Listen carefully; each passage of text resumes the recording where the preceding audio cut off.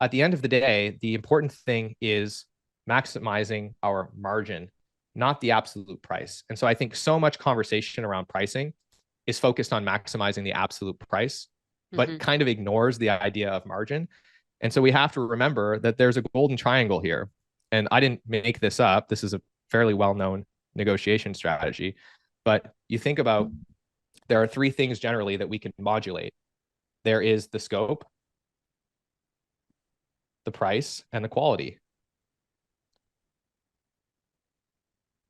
And so I've actually done this before where I draw this on the screen while I'm talking to the client, and they're like, okay, the price is too high. And I'm like, okay, no problem.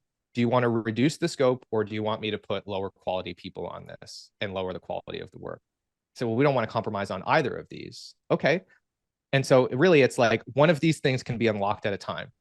And so if you don't want to compromise on either of these, well, then we need to charge this price. Well, I don't want to pay that price. Okay, no problem. And this is just the conversation. It's you and the client sitting on the same side of the table looking at this problem and saying, look, these are the constraints. So how do we figure out a way to get around this?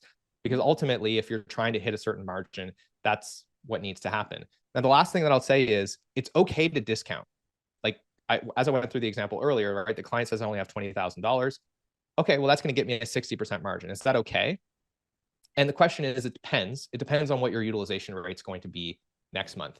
If you're in a position where your utilization rate is going to be very high, you have lots of deals in the pipeline, and it's very likely that you'll be able to sell your team's time for a much higher rate, then you probably shouldn't discount. You probably should hold your ground.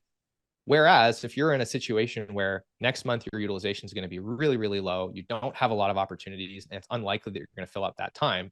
If your priority is not laying people off on your team, it might make a lot of sense to discount and just get some amount of money for that time as opposed to nothing. So utilization is a really important, and your forecast really is a really important factor when trying to make decisions day to day on what your price sensitivity should be, what your negotiation window should look like. And so that's the other thing that I'll say is make sure that you're paying attention to your forecast and factoring in how busy you're going to be to your willingness to make these pricing changes and discounts.